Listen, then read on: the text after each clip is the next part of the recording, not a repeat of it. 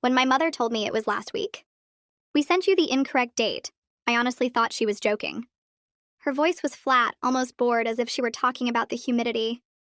My sister Daphne's wedding, the event I had helped plan, the one I had saved money for, had already taken place without me. I remember the silence that followed, heavy and electric.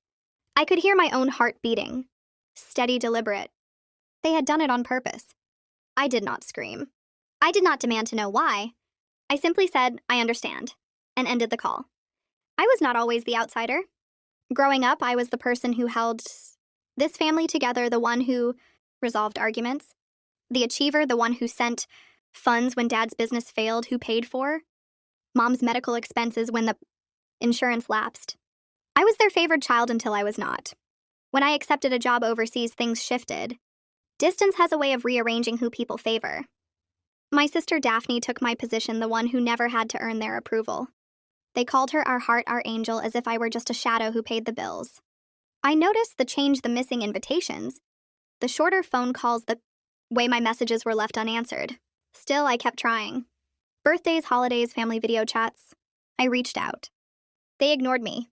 The wedding was supposed to be the moment we reconnected. A week before, I informed them I was flying home. My mother sounded nervous. Too nervous. I thought it was emotion. It was guilt. When she told me the wedding had already happened, something inside me went completely quiet. A kind of silence that does not heal. It sharpens. They had erased me, and now they would live with the consequences of that choice. For several weeks, I did nothing. I watched from a distance as the photos appeared online. My mother in a sparkling dress, my father's familiar smile, my sister radiant. In white, my spot empty. Then a month later, they contacted me. "Your father and I, we were wondering if we could stay at your holiday residence for a few days." My mother said, her tone light, almost casual. "We need a break. Daphne and James are renovating, and the hotel costs are excessive. The holiday house, the one I purchased, the one they had proudly shown off to relatives as ours." I allowed her to finish. Then I said, "Of course, Mom, I will arrange everything." Because revenge, when executed correctly, does not shout, it smiles. I prepared the house. Or rather, I reorganized it. The air conditioning remote was removed. The hot water valve was disconnected. I had the locks changed, the main gate reprogrammed to open only with my access code. I sent them the physical key by special mail, wrapped neatly with a handwritten note. "Enjoy this day. You've earned it." They arrived on a Friday evening. I know because the security system notified my phone. Motion detected. My mother's voice faintly echoed through the intercom, frustrated, calling my name. Then silence. By Saturday, they were calling me constantly. "No electricity," my father barked over voicemail. "The key does not work for the main door." "Someone must have interfered with it," my mother cried. "The gate will not open." I did not answer. Instead, I texted calmly and precisely. "You must have received the incorrect code. That happens sometimes." It was perfect. Truly perfect. How the universe repeats itself. They had left me out of my sister's wedding, sent me the incorrect date, shut me out of something I helped fund. Now they were locked out of something I built. Balance restored. They lasted 2 nights before a neighbor called me, concerned about the shouting. I finally answered my mother's call. Her voice was strained. "How could you do this to us?"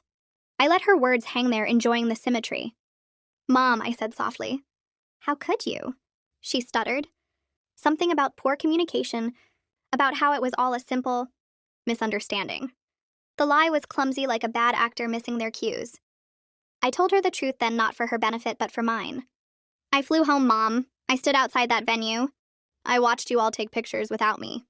You did not send the wrong date. You sent a message, and now I have replied." She went silent. I could hear her breathing, shallow and shaky. Then she whispered, "We're your family." "Were," I corrected. "You were my family." I ended the call. By Monday morning, I had the caretaker remotely open the gate. They left without a word. A week later, I received an envelope. No return address? Inside was a single photograph. Daphne and me as children, arms around each other, cake smeared on our faces. On the back, in my mother's handwriting, "We did not think you would forgive us." I did not. Forgiveness is mercy, and mercy is wasted on people who do not feel bad for what they did. Sometimes I drive to that house, stand at the gate, and watch the lights flicker through the trees. It is peaceful there. Quiet, clean mind. They say revenge does not truly heal. Maybe they are correct. But it reminds people what pain feels like, especially those who pretend they have forgotten. And for me, that is enough.